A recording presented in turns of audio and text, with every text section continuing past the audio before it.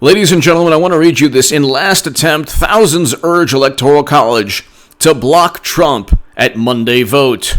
December 17th, 2016, Washington Post. Pressure on members of the Electoral College to select someone other than Donald Trump has grown dramatically and noisily in recent weeks, causing some to waver but yielding little evidence that Trump will fall short when electors convene in most state capitals Monday to cast their votes. This, ladies and gentlemen, is a reason why President Trump won an enormous, monumental Supreme Court victory. It's interesting. I don't think people really understand. I don't think people really get it. Nobody seems to really view this as a huge victory. It is. You have Democrats who are convinced. They're convinced. They would bet their life savings now that President Trump's going to lose the election because of polls that were the same polls in 2016 that said Clinton could win Texas and North Carolina and Arizona. The same polls that had Clinton up until a day before the election at like 90+% to win the presidency. And even polls that showed her just 3 days before the election. The New York Times ran an article saying Clinton has a solid Electoral College lead. Then they wanted to do away with the Electoral College because they lost. Then they want to pack the courts because they lost. They're basically sore losers that don't really understand how politics works. You're not going to get. You need a constitutional amendment to just do away with to do away with the Supreme Court, or to pack the courts, or to do away with the Electoral College. You can't just erase sections in the Constitution because you lose, because you cheated Bernie Sanders, and then the DNC chairwoman Debbie Wasserman Schultz was forced to resign in disgrace, and then 4 other DNC officials were forced to resign in disgrace, and then you lose with somebody that you cheated for. Then you blamed Russia with a Steele dossier that was literally purchased by Trump's direct political rival. Notice how it's never President Trump's direct political rival. It's always, oh my God, he wanted to find out if Biden was crooked, and Biden's his direct political rival, so let's impeach him. So, they utilized the dossier against him to begin and continue an investigation. Then James Comey writes these memos because Trump had the authority to fire his FBI, any director he wanted. The FBI is within the executive branch. He has the authority. The Constitution gives him the authority to do whatever he wants within the executive branch because he's president. So then they used the Comey memos. So it was a Comey letter because it was a cover-up, a failed cover-up. They found top-secret intelligence on Clinton's servers, and then they found even more classified intelligence outside of the U.S. government a week before the election. So it was a failed cover-up. Then it was the Comey letter, then the Comey memos, then the Steele dossier. They have this dysfunctional, pathetic stationery store where they just go and whatever is on parchment, they claim proves that Trump did something. Or that the intelligence community is always to be revered.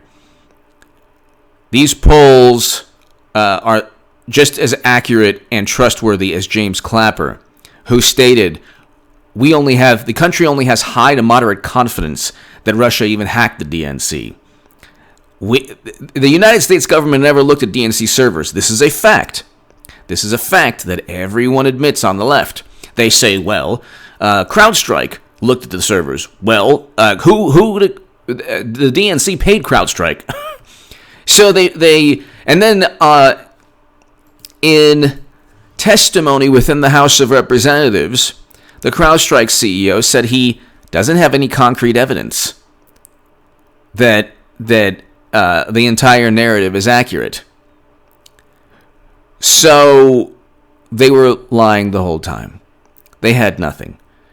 Anyway, what a Supreme Court decision on electors. Okay, so basically what happened was the Supreme Court ruled that electors cannot just be faithless and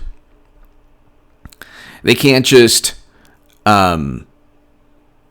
vote for whomever they want. They have to vote for they have to abide by state laws pertaining to who wins the popular vote of the state.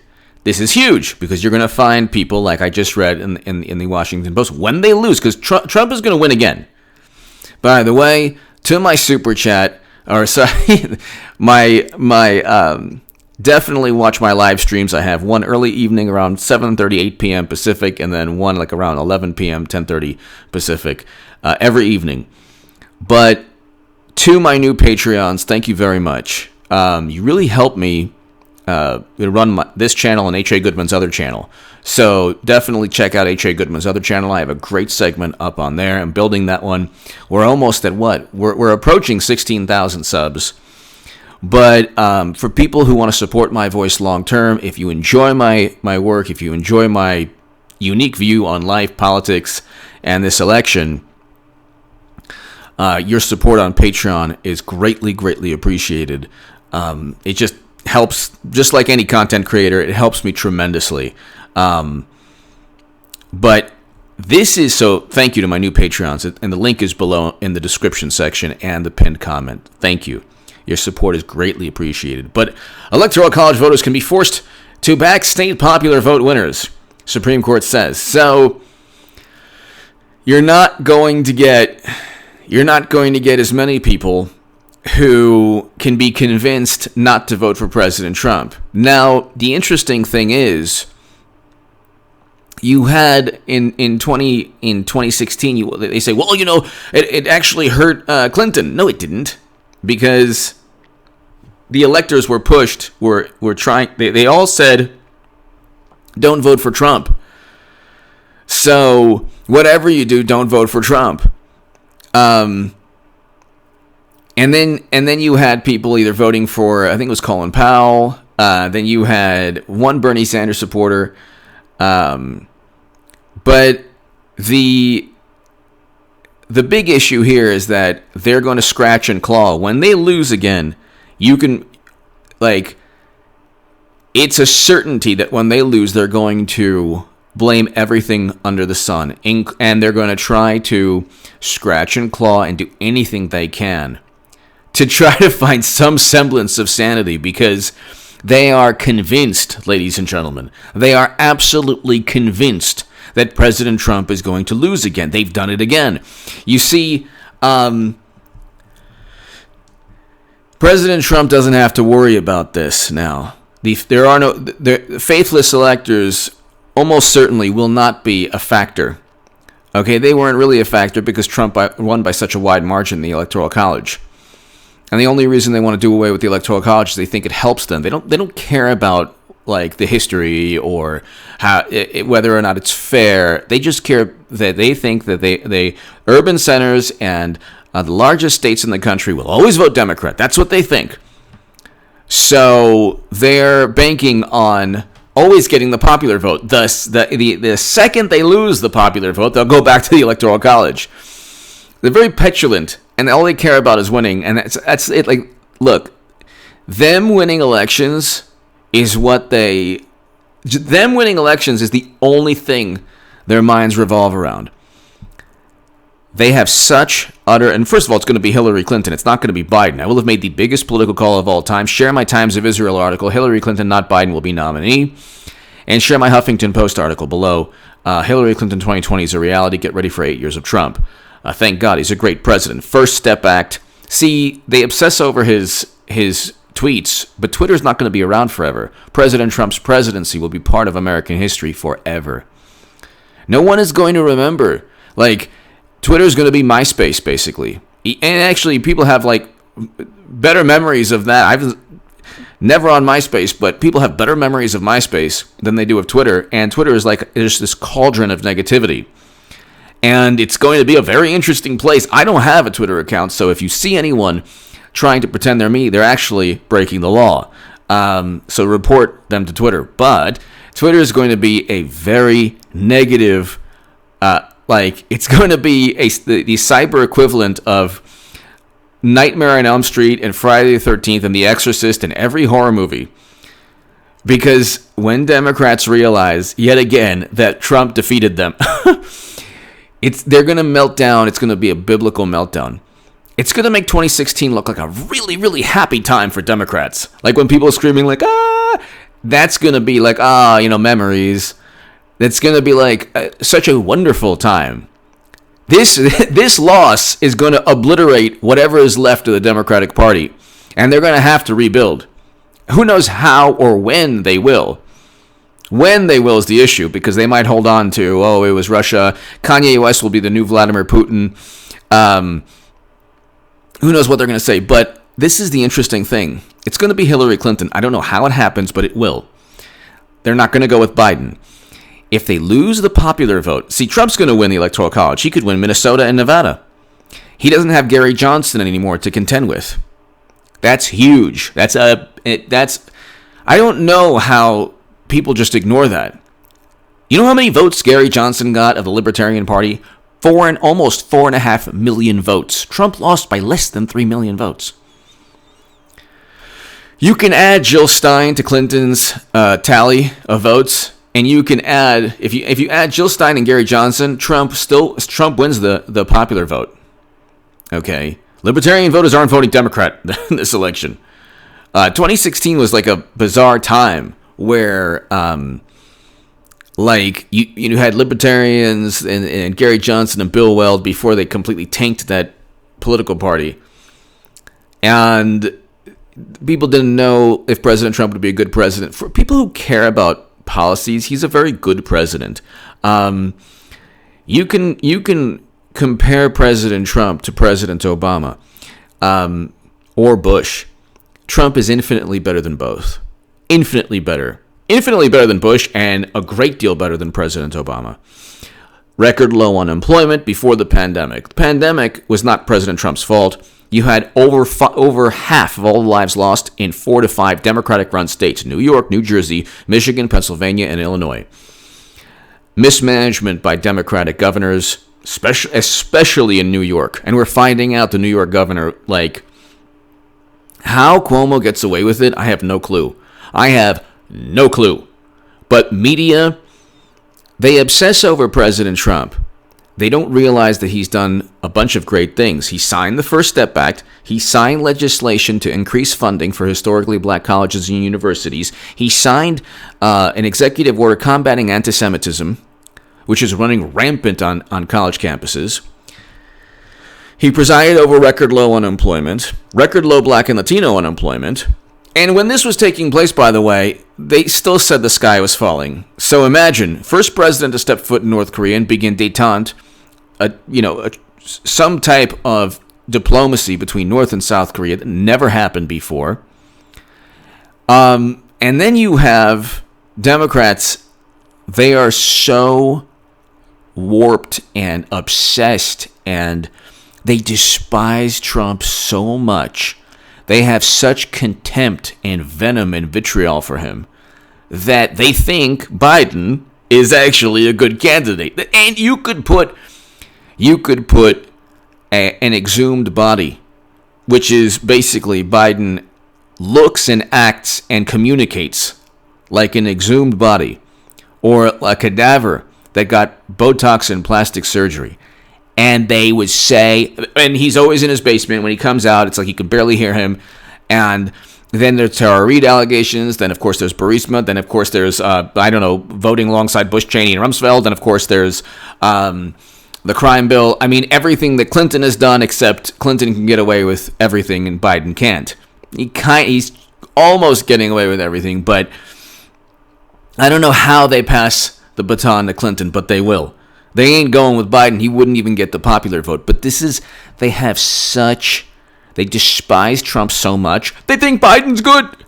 They think he's viable. Because the polls that were wrong all throughout 2016 tell them that Trump is down. Because all their absurd nonsense is reinforced on Twitter and Facebook. I'm telling you, President Trump's going to win. He's on track to win. Okay? Democrats,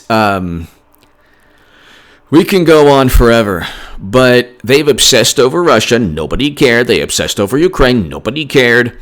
They've wasted 2 years. They had the House. Nobody can really tell you what they did in the House. They certainly didn't pass Medicare for All legislation. There was a Green New Deal resolution, which wasn't legislation. Now they care about justice, and now they care about social issues that they didn't care for the past 3 years. They didn't care at all. For the past 3-4 years, they didn't care. They were obsessed over Trump-Russia. That's what really got them going. So they did this to save face. So they spent 4 years trying to save face. When they lose again in November, ladies and gentlemen, so November, the lead up to November, this is the channel to watch. There's a bunch of channels that are really great. But I'm telling you, President Trump is going to win.